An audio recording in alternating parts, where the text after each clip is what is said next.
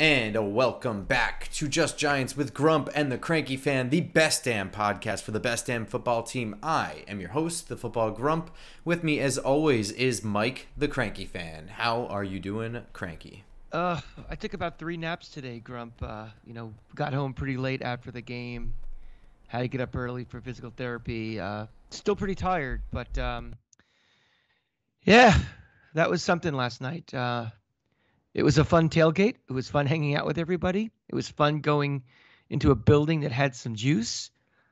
But unfortunately, we had to watch the New York Football Giants. And, I want to start this off, Grump, by a question I asked you on the last show as we were kind of like prepping for the game, and even before our predictions. I said, do you feel any differently about this team after the first 2 games? Like, everything we thought about offseason, was it skewed at all? Did you have any second thoughts after those first 2 games? And we both said no. So after this game, do you still feel the same way like you originally did, or do you feel any differently? So Giants handed their first loss Monday night to division rival Cowboys 23-16. I don't feel any differently. I tweeted right after their win against the Panthers that something along the lines that winning these 2 games feels a lot like pissing my pants at the bar and still getting laid. I'm going to celebrate it, but I'm not expecting it to be a hot streak that's going to keep happening. That was essentially the point I was trying to drive home, and I feel that way still.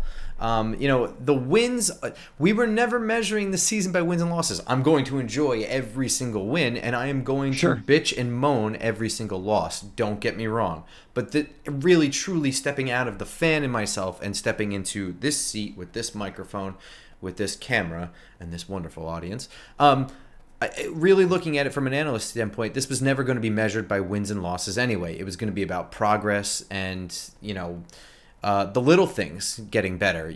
First of all, identifying which part of this roster is going to stick after this year is a big part of it. So this is a super, super far back view of this team is what's being taken in right now by the powers that be. This is not, a lot of the heavy lifting work right now is beyond week 4 through week 17. Joe Shane this is his team now for this year. That is what it is. Now it's analyzing the pieces he has, the deficiencies he has, etc. So the wins are whatever. They're fun to cherish, but ultimately how I feel about this team is generally how I felt going into the season. They're performing roughly at the same level that I was expecting at this point. Yeah, I actually absolutely agree with you, Grump, 100%. We'll leave it to the hot take artist to all of a sudden, every week do the Giants are back, the Giants are awful. To me, you're right. It's all about, this first year is evaluation. It's evaluating, current roster, what are the real needs of this team. And unfortunately, as you saw last night, that is not going to be as easy as just letting them play and say we need to do this. Because we're going to talk a lot about Daniel Jones in this game, and which was really kind of a heroic effort, I think, what he did. I mean, he was really trying to make chicken salad out of chicken shit with this offensive line and everything. But it's very hard even to evaluate what works on this team because everything else breaks down so much on it due to the lack of talent, the lack of depth, the way you have to game plan around the deficiencies we have.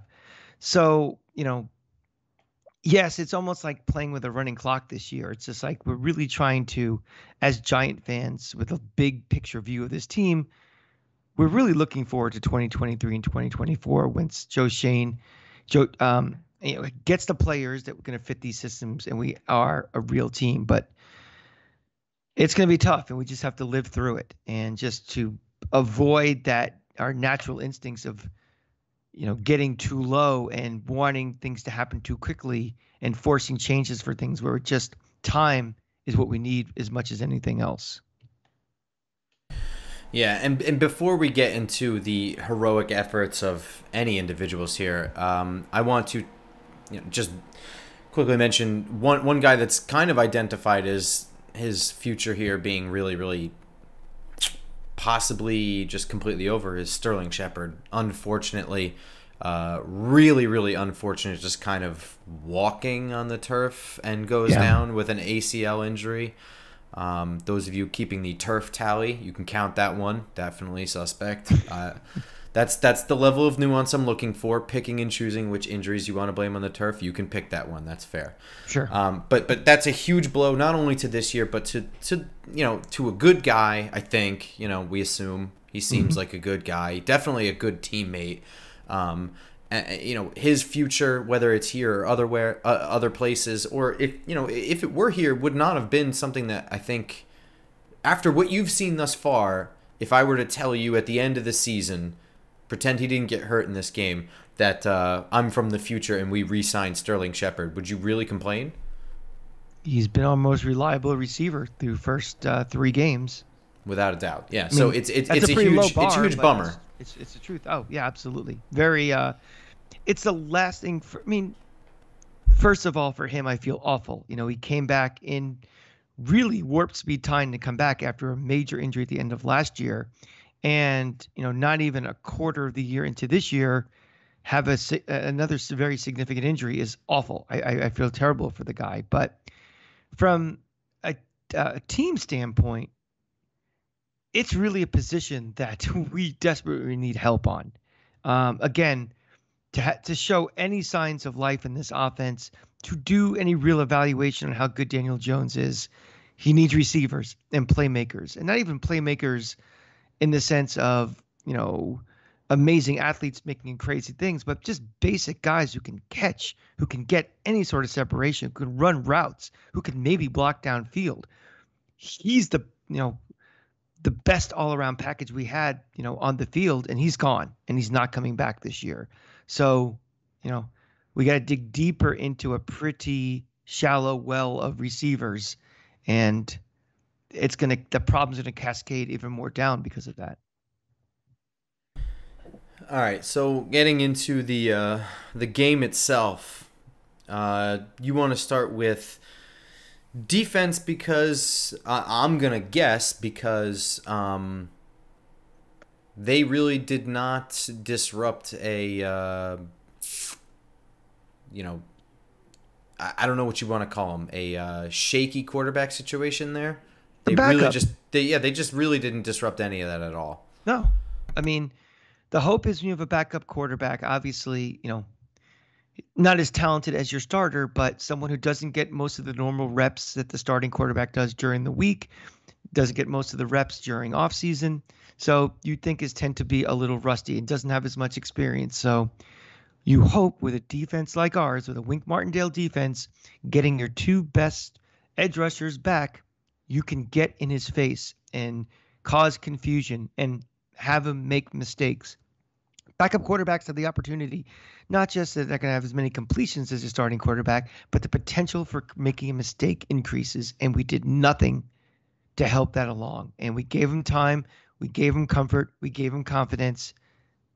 And he was able to pick us apart. And that just can't happen. Yeah. Going through all my farts, I actually don't have a specific defender. I really didn't give a fart to anybody on defense, but it was a poor collective defensive effort. And I think a lot of it, and I said in the preview that this was going to be mostly a Kellen Moore versus Wink Martindale situation and not really a Cooper Rush one. And we can get into the merits and pitfalls of that. But regardless of any of that, regardless of Cooper Rush, how he may have performed, how much credit may go to Kellen Moore ran a really, really well-balanced attack against Wink Martindale. And that was truly the big problem, is without Leonard Williams, we didn't really have enough run stuffers and pass rusher combo guys like Leonard Williams is, that is truly reliable in both situations. And so, they were able to run play action when we had heavy sets in and take advantage of that. They had, they took advantage of, just inferior defensive tackles, and that exposed some not very good linebackers doing dumb things like jumping the wrong gaps and leaving wide open holes for people to get, 60-plus yard gains and whatever. The Leonard Williams injury was really crippling when you're playing a team as good as this. Now, just going to this isn't going to absolve anything, right? The defense collectively didn't play well. They didn't adjust well enough. It was a bad performance all around. But this is a very, very well coached team with their assistants. Kellen Moore is a very talented offensive coordinator, in my opinion. And they really, really, I think the game plan they ran with showed a lot of film work on their part. They knew when to attack hots. They knew how to identify blitzes. This was a very quick game they did, and they also took advantage of how much Wink Martindale substitutes, in my opinion. I have to go back and look, and I will rewatch the game in the All-22. Haven't had time yet. Game was literally last night. Barely slept. But I have to see if there was like a concentrated up-tempo attack that really kind of inhibited our substitution efforts and just getting lined up. I mean, like, guys were coming in fine, but it looked like guys were still getting lined up at the snap at times, and they were getting exposed, just not being set and ready. Overall, I think, Kellen Moore really coached a hell of a game, and Wink Martindale did not. It's really something when, we make fun of the Cowboys all the time. Mike McCarthy, you're no fan of, but they have two excellent coordinators on that team. And they're both probably going to be NFL coaches really soon.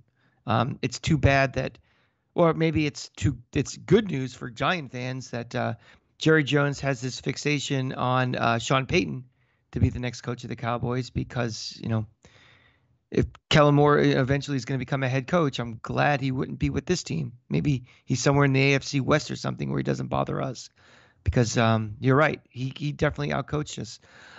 It's funny. One of the main reasons people did not like Dave Gettleman was they did not like the Leonard Williams trade. The fact they had to pay him so much, how much draft capital he gave up. But, he's one of the most valuable players on this defense, and the run defense suffers when he's not there. I don't have the numbers in front of me, but it's like we give up like almost a yard a carry more when he's not playing. I think it's more than that. I think it's like almost a yard and a half or something like that. The Leonard Williams thing, Dave Gettleman was not good at wheeling and dealing, but he was pretty decent, in my opinion, of identifying talent. Right. I'm going to put that conversation to rest about that. I think we can agree that Leonard Williams, the player, is very important to this team. Absolutely. And a very good player, certainly a top 100 player in the league at this time. So, it was a huge thing. And I'm also saying that, like, Wink Martindale didn't coach a good game. Wink Martindale probably coached about as good a game with this defense that he could, with the guys that were hurt. He's missing a corner, for starters. They kind of had to cut bait with a linebacker at the very end, so they have like the shit end of stick of linebackers going on right now. They have a huge presence on the defensive line wasn't there, and then the two edge guys, were playing hurt. This was their first game back, and neither one of them looked particularly explosive. Were they effective? In some ways. If you watch the reps, they looked pretty good hand fighting. They were getting fairly close. Again, this was Cooper Rush was not really standing in the pocket, to my knowledge, for long stretches of time. Most of the time he had the ball for long stretches of time, he was rolling out. It just designed rollouts to keep him moving. And other times the passes were just very, very fast. But Aziz certainly didn't look like he had his quality first step that he normally does. So all that being said, I'm not putting a lot of blame on Wink Martindale. They were just simply outcoached. With also, I'm sorry, they're just like a better talented team. We can admit that, right? Yeah. They just have a better roster right now.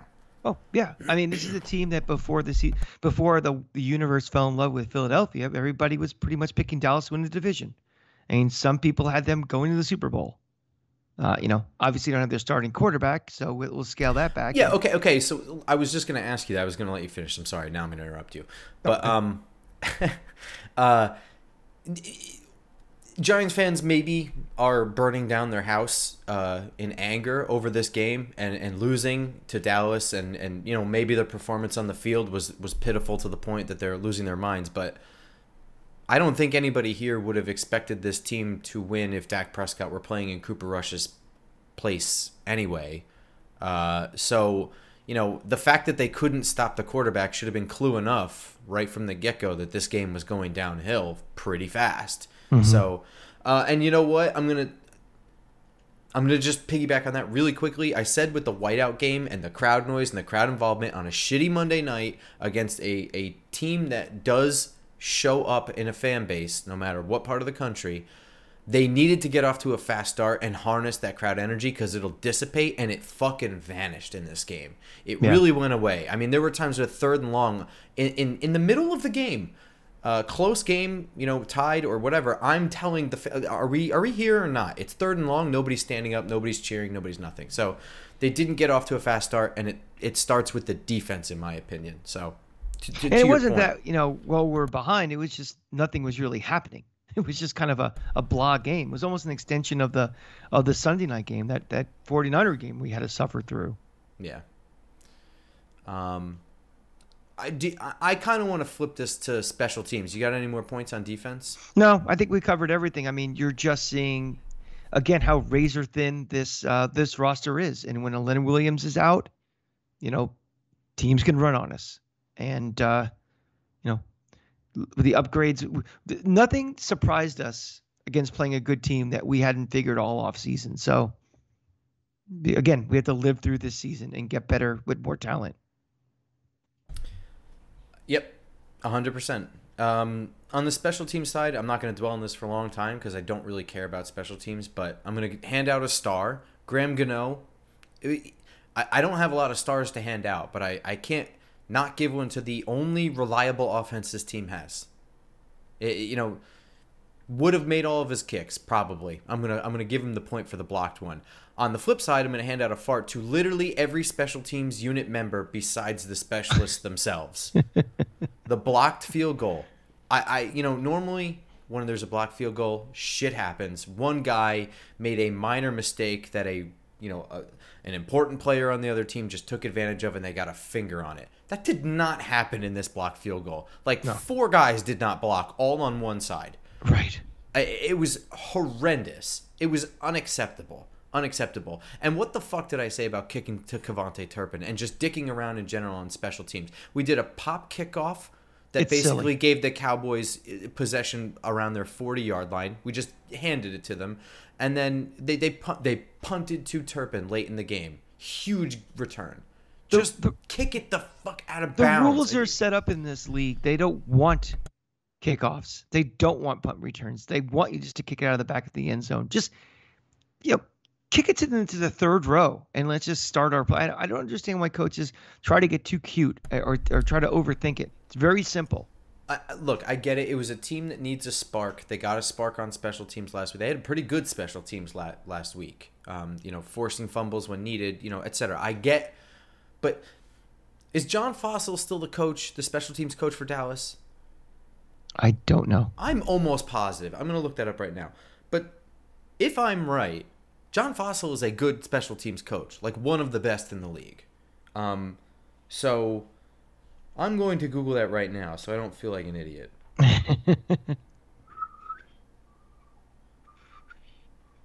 I'm looking it up. It is John Fossil. I am correct. And, this was not the game to dick around. I know what you're trying to do, but also that pop kick was earlier on in the game. I'm just not a fan. There are certain times where I don't think it's called for, and when the other team has a really good returner, and this special teams unit showed one good week and one horrendous week. You're really counting on them to spark something. I don't know. Mm-hmm. It is such a boomer bust move to do something like that. Right. Do you want to flip it to offense? You want to give me your offensive spiel? Let's get to offense. Let's go for it. Let's talk about it. So, unfortunately, especially whenever the Cowboys are involved, this is hot take central. And, the hot take coming out was, Cooper Rush outplayed Daniel Jones. And, we had a pretty good debate, Grump and I, on the train home of what does that actually mean? And, first of all, to his point, which is 100% true, this is not Federer versus Nadal. These are not quarterbacks going after each other and competing directly against each other. They have nothing to do with each other. It's, one quarterback running his offense against another team's defense and vice versa. And, it's very, very, very hard to evaluate the quality of a quarterback when he's constantly running for his life, when he has receivers who can't get open, who has receivers who can't catch. So if you think that Cooper Rush outplayed Daniel Jones, congratulations, good for you. But it's impossible to analyze that. And it's also stupid too. It's irrelevant. It doesn't matter. I mean, we are trying to make a decision about Daniel Jones. And again, it's almost an impossible thing to do with the middle of a line, your guards and your center who are just open sesame, come on in, rush the quarterback every time you can, get him to run for his life almost every single play. It's possible when you have receivers who are just not doing anything, or aren't running routes, very exotic routes. They're not getting open. They're not getting separation. They're dropping balls. I mean, Kenny Golladay. Where's Kenny Golladay? Where's Kenny Golladay? Finally on the field. There he is. Drops a key pass. It's unacceptable. It's just, and it just, it just goes down to my thesis about Daniel Jones, where, this team has so many holes, and this rebuild is going to take a while. It's going to take draft picks. It's going to take money. It's going to take free agents. It's going to take trades, everything. That, he's a great guy, Daniel Jones. He seems like he's a leader. He played with a lot of heart last night, a lot of guts. He has that Eli quality of just being a quiet leader. But this roster is just not ready for him in the next step, for that next contract. And, he may go on somewhere else and with a better cast of characters, be a pretty competent quarterback in this league. Might even be a Pro Bowler someday. Who knows?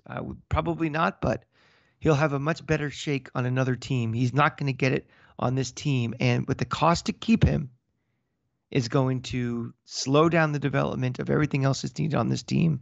So to me, it's not a question of, is he good or bad? Does he play well or not? Is it a fair shake or not that he can play up to what we think he can do? This year is the end of the road for him, and they have to move on. I'm sorry, Daniel, but circumstances sometimes are a bitch, and this is one example of that. Yeah, I'm not gonna dive fully into the Daniel Jones conversation just yet, but I'm not gonna disagree with any of that, because first I want to get into the cast of characters for this game. Mm-hmm. If I had an award to give Daniel Jones in this game, I would probably piggyback off of you, but I felt like his performance was somewhat ungradable on a true scale, because he he definitely showed determination. He really truly did his fucking best with what he could. There's no doubt about that. I could give him a star just for that. I didn't, because I don't give out stars for shit like that. But he might have made some mistakes. There's just no fucking way to tell. So let's get into the circumstances why we can't even give him a damn award. I will start with the only other star I have to give out is Andrew Thomas, because he's the only offensive lineman who showed up to this game, which is to say that the other four linemen played badly. Thomas played I don't think it was a shutdown game, but it was a really solid game on the left side. It's unfortunate for him that he's the only one that did show up, because even if one other guy really truly had a solid game, might have been something that he could hang his hat on, was part of a win. Other than that, I could give farts to every single member of that offensive line, but they all had up and down performances and moments, in my opinion. Evan Neal, on the other hand, absolutely has earned his first fart. Now, if those of you who are listening are newer to the show, I'm not being harsh. I give out awards as I give them out. It's okay. I've given rookies farts in week 1. It doesn't mean I'm boom or bust on anybody. Yeah. It just means I'm grading a performance for a game. So it is what it is, and Evan Neal played badly. Well, we know about Evan Neal that he has to work on his pass blocking. That's no surprise. That was the thing coming out of college. He is a top 5, top 6 pick because he is an animal in run blocking, and we knew that part had to develop. And he's the day 1 right tackle starter. He's going to go in there. He's going to just have to learn and just play, experience, play. Training camps, blah, blah, blah, just to get better. So we're going to have to kind of live with it, unfortunately. But it's magnified when, your right tackle, your center, your right guard, your center, your left guard are doing nothing to help him. Yeah, and it is what it is. This is going to be a growing pain for him. He's not there yet, and it definitely showed. A lot of stopped feet in pass protection. A lot of stopped feet. Jones was sacked something like 5 times. It was actually more than that. I think it was 6. One was wiped out due to a penalty downfield. 12 hits or hurries? I think it was something like 12 quarterback hits. The pressures were like 150. And not for nothing, but on a final drive down by only a touchdown, on a final drive, Evan Neal got a false start. Now, I don't think we were really marching down the field and getting a touchdown, but really it's one broken tackle and it could have happened. Mm-hmm. So it doesn't really matter what I think and how good they were playing up until that point. One broken tackle, one weird tip of the ball, and a touchdown could happen, but it can't if you're punting. Right. So Evan Neal, I'm sorry, you get a fart. And when we're talking about these pressure numbers and shit for Jones, there's because this is all going to stem back to an inability to evaluate Jones in this game. A lot of times pressures are graded because guys are kind of fighting their way towards a quarterback.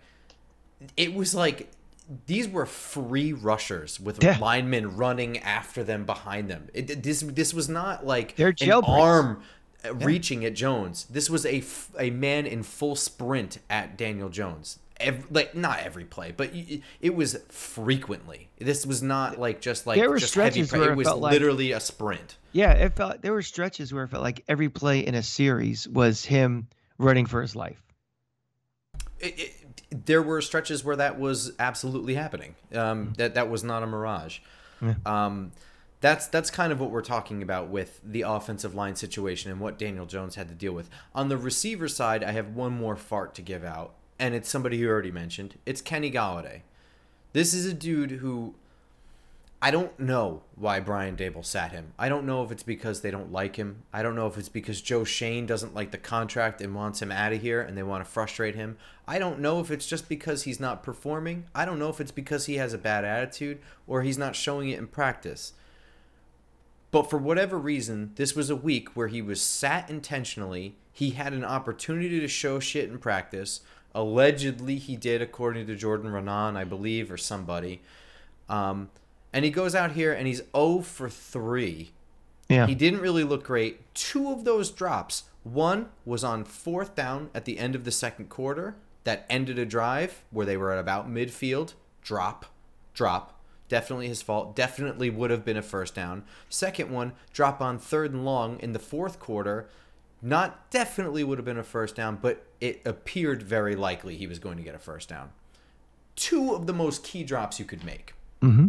He had all that week, and I don't have a problem with him saying what he said. It's fine for a big star like that to be frustrated with being sat, or just be frustrated in general. But when you say I should be playing regardless, that's not true, because this is a reason you should not be playing. You better produce. Yeah. So I mean, it's just a weird thing if, you're trying to create a trade market for the guy, not playing him, frustrating him. That doesn't seem the way to kind of increase his value and it increases productivity on the field. But that's neither here nor there. He was on the field. He had opportunities to make key plays. And, this fan base is a harsh fan base, but it's also a forgiving fan base. A couple of key catches. He catches that 3rd down. He catches that 4th down one. He'll be cheered pretty highly. And, it would be water under the bridge. But, now he's getting into the Evan Ingram zone of getting booed. Giants fans want the $70 million man to be a $70 million man. Trust me. They want to win. Yeah. At the bottom line is if you're contributing to helping this team win, the Giant fan wants to win so badly that winning is the bigger objective to them over everything else, whether it's the rebuild or whatever. It's just, we need to win this game tonight. That they're just tired of losing. And, off-season talk of, signing guys for big money, you have expectations that you are going to help us win. And when you do things to fuck us up, they're not going to like that one bit. You give in some attitude issues. So he could have turned that around so quickly, which is something as simple as catching the damn ball. Couldn't do it. So I don't know where this is going to go with him, where this spirals. But once you're in that that doghouse that deep, it's very, very difficult to come out of it. The Giants officially have a Kenny Golladay situation. This is no longer just like an issue that they try. I think they really tried to alleviate the situation by, like, you know, kind of like prodding him a little bit, get him to go out there and produce, and he went out there and just shit the fucking bed. And let's do something really quickly, because I get confused by this quite a bit, and I'm sure a lot of you do also.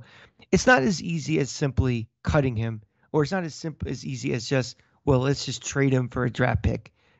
The dead cap money is a significant problem, because this team is so butting up against the salary cap that, you know, his number is enormous, and you have to clear that number, keep it within this salary cap before you can make a move for him this year. So it's very, very difficult unless, you know, they can work out some sort of deal where they're paying a significant chunk of that salary. And I don't know what kind of market. I know there's teams out there that may need a receiver or two. You know, they're not looking at Kenny Golladay as, you know, and that number and the production, quite frankly, that anybody's going to have any market for him. So we're stuck with him. I'd be shocked if for some reason they're able to work out anything. He's on this roster for this year for sure. Oh, yeah. I don't think that this is an ideal scenario. I think I think that maybe there was a chance that they were looking to get rid of him anyway and do this method of paying some of his salary and also dumping him. But that requires him to produce on yeah. No one's going to want to trade. I could see a scenario in which, and also for the record, I think they didn't want to have to be up against this wall with him so early in the year.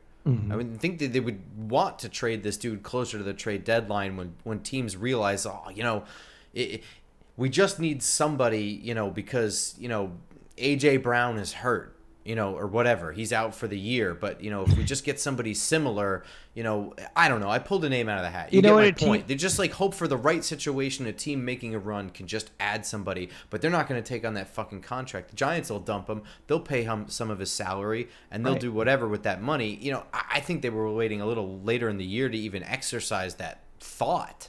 Yeah, so. Well, I mean, you would think so, but that's the case, you know, why would you instigate everything so early on with not playing him and all this other stuff? Well, that's I truly think they were trying to pull something out of him, trying to get him moving a little bit. And I don't necessarily know or think that it made it the opposite effect. I'm not really sure. I don't know the guy or know enough about him.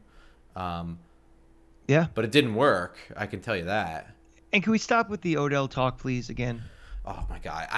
Can we please? I mean, first of all, like, people are cheering for a guy coming off of an ACL injury. For starters, that's one. That is number one. That people are just like that. There's a reason he's not signed anywhere. Like, it's not as simple as like, oh, this is a really talented guy just chilling at home because he feels like it.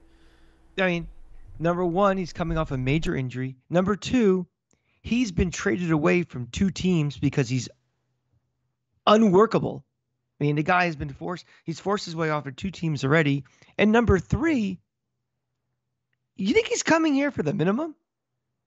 Yeah, the money ain't right. He's Odell Beckham Jr. And now he's Super Bowl winner Odell Beckham Jr. He's an island on himself. He's not giving any hometown discount to a team that he played for 2 teams ago and traded him away. He's coming here for a business decision, if anywhere. So, and fourth, we're talking about culture. We talk about developing, you know, the way that Brian Dable, the way that Joe Shane wants to have this team. You know, that's the last guy I want to help develop a culture. You know, a me first guy who's going to be a constant prima donna and a constant problem. So I know all you guys are, you know, the Giants have sucked for so long that he's the one beacon in, you know, the decade of mediocrity, and he's your guy. He's your Carmelo Anthony, but there is no use for him on this team, practically or otherwise. So turn the page on it and let's move forward. Giants fans forever looking backwards for solutions too right now. Sure.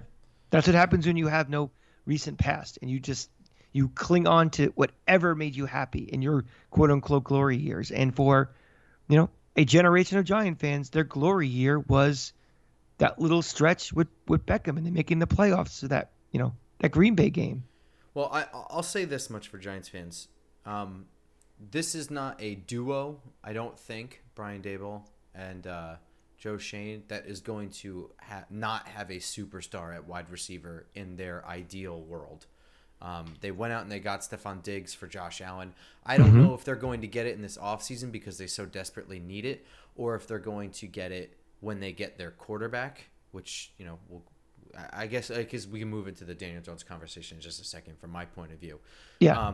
But I don't know if it's going to be one of those two times. But, they went out and they got Stephon Diggs because they know what that does. This is a, I believe a philosophy overall that just likes athletes. So I don't think that they're benching guys like Kadarius Toney because they don't. They prefer the less athletic guys in their team. I don't really know what's going on there other than what we've already talked about. But they do like the guys that get into space and move around. So agreed. Yes. I think they will make a move for a current NFL star at some point at wide receiver. They have to build a foundation of this house before you get the 90-inch color TV. And, right now we're talking about getting the expensive accessories in your house when we don't really have four walls yet and we have a leaky roof. Those things have to be addressed first before you can start getting all the, the specialty items, that top wide receiver where you can use future draft capital that you don't need right now because you've developed your foundation. We're not there yet. We're not even close to that yet. But every year those guys do become available. So it's not like if you don't get your quarterback next year in the draft that you will never, ever get a quarterback. If you don't get that wide receiver that's available now, someone else will be out there sooner or later. So again, it's more about stressing patience and, we're not pulling all our chips in this off season. And now I'm going to, since we're talking about it, I'm going to get into my Jones thing here is, I don't really know if he performed at an optimal level, a good level, a medium level, a bad, or a terrible level last night. Although I'm pretty sure it was not a terrible level. I think I can say that with conviction.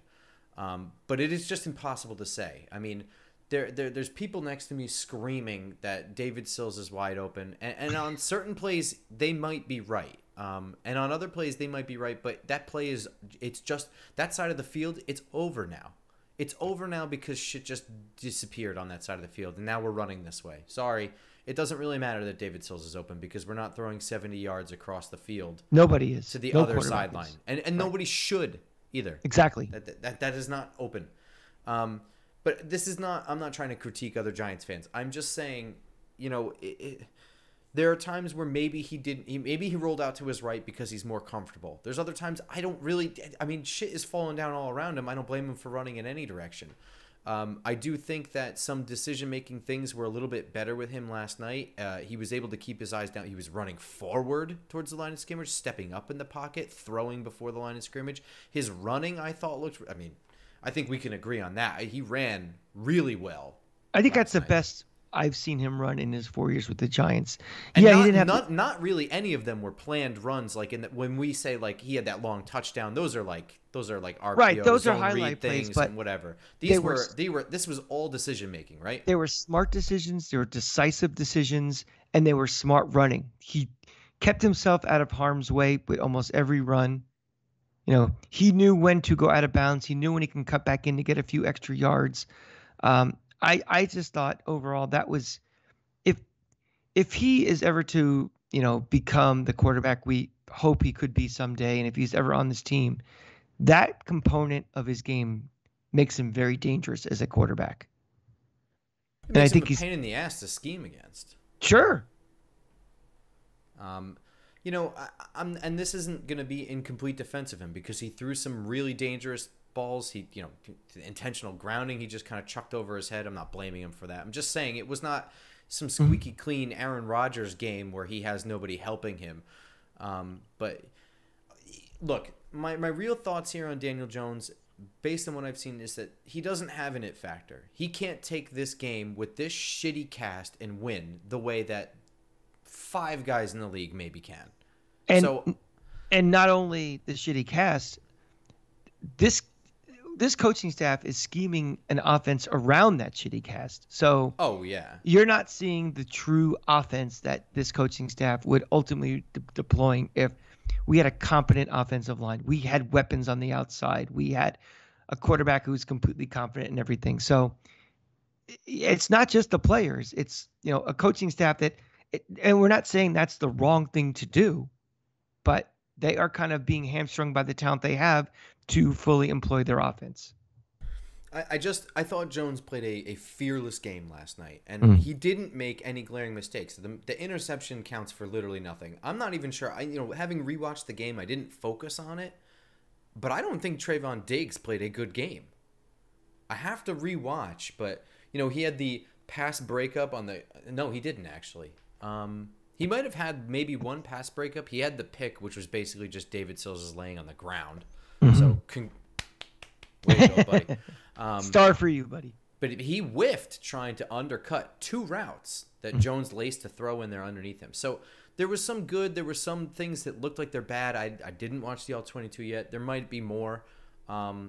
Overall, I can't really grade that. I can't really do anything other than, Daniel Jones, I'm really sorry that Dave Gettleman fell in full-bloom love with you because, to be honest, your time here was probably doomed right from that moment.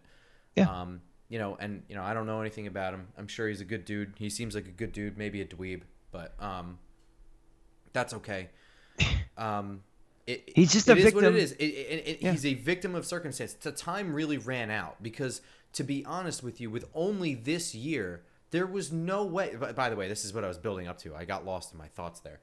With only this year left of his contract, there was no impetus for Joe Schoen that would be financially irresponsible for him to give him the 5th-year deal, the 5th year on the option. It would have been irresponsible. Maybe it would have worked out, but it would have just been a shot in the fucking dark if Joe Schoen did that. So they have 1 year to try and decide if Daniel Jones is the future of this team that has like 1 or 2 players.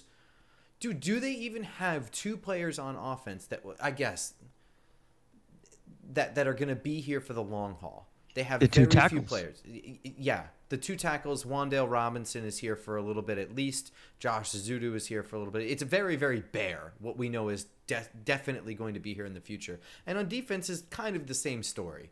They had this 1 year to try and evaluate this, and I can't even evaluate this one fucking game. It's the first game where they really played a good defense. I can't even tell. All I can tell is that he tried his damnedest. He made some good decisions, some bad ones, and he took it like a champ because he got buried last night. He's a placeholder, unfortunately. He's a placeholder for this team.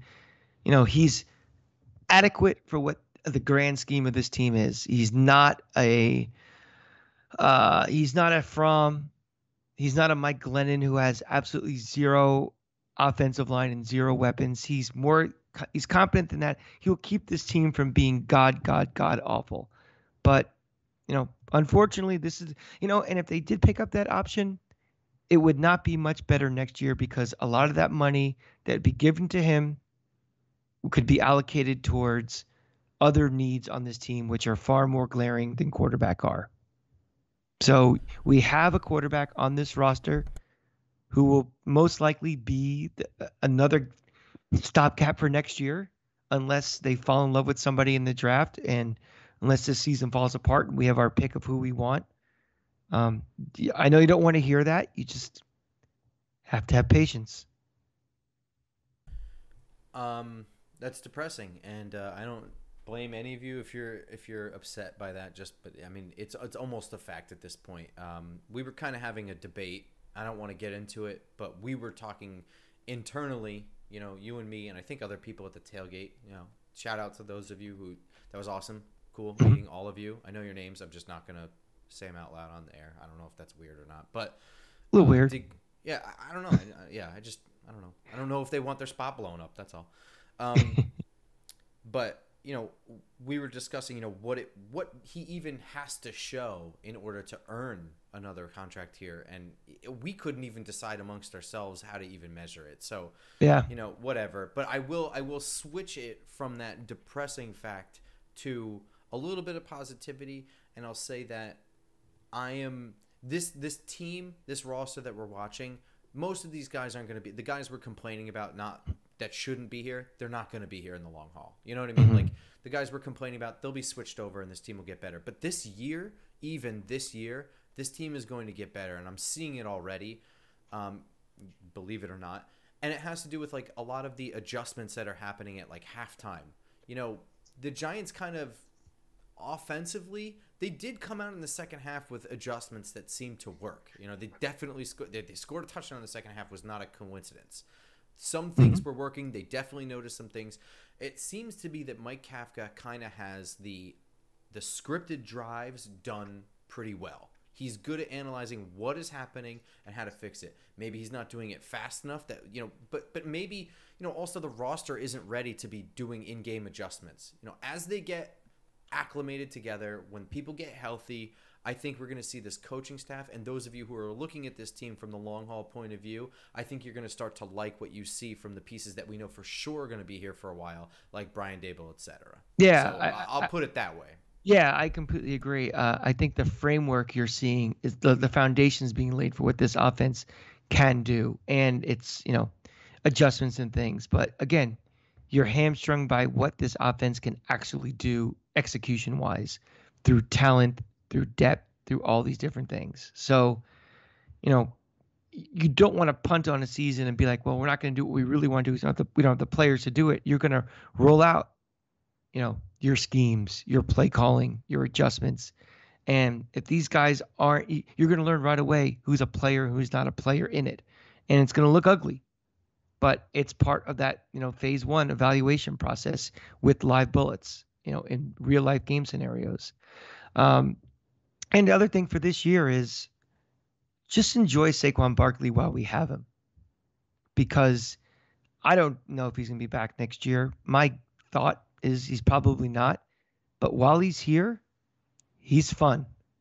And when he gets, you know, he makes a move and he's gone, that brings some real juice, more juice than a Tiki Barber ever did. You know, he had some of those games towards the end of his career where he's having 200 yards and big runs, but it's like an Aaron Judge homer when he gets loose and, you know, has these long runs for touchdowns. There is a genuine spark in that building, and it's fun. So again, borderline star candidate for this game. Sure. That touchdown run was a lot of him doing work, but in general, I think of that drive, they kind of had him on their heels. The big thing for me was a drop pass. I think on either the first drive or second drive. Oh man, was he open with space? But whatever. Yeah, but I agree with you. Enjoy him. He's very fun. It was, you know, especially fun with the, you know, the towels. You know, the Penn State kid. Is this upside down? Probably. Who cares? I'm gonna use it to wipe my ass. But you know, that was definitely cool. I'm glad for him personally. He got to not just score a touchdown in this game, but truly run it in a very Saquon fashion. Especially with a defense that is scheming to stop him.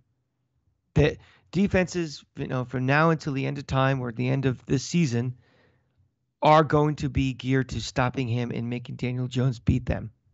And his job is going to be tougher and tougher every week. So when you see him getting loose, you know, that's a tribute to him and his, you know, his talents. I have no more notes on this game. Anything you want to add? I want to thank the Giants for the first 2 weeks to make that an event again. Okay. It was Giants Cowboys. It was Monday night. The place was rocking for a while, you know, as, you know, it was fun to be relevant again. It was a fun atmosphere. Now let's see what happens next week playing Chicago. And we will be back Friday morning on YouTube, SoundCloud, Spotify, iTunes, etc. With our preview podcast for that Chicago game, which is 1 o'clock on Sunday at MetLife. So we will see you all there. In the meantime, in the couple of days in between, I know this is a late episode, but in the 2 days in between, you can follow us on Twitter at @football_grump, at the Cranky Fan, and we will see you all Friday. Go Giants! Go Giants!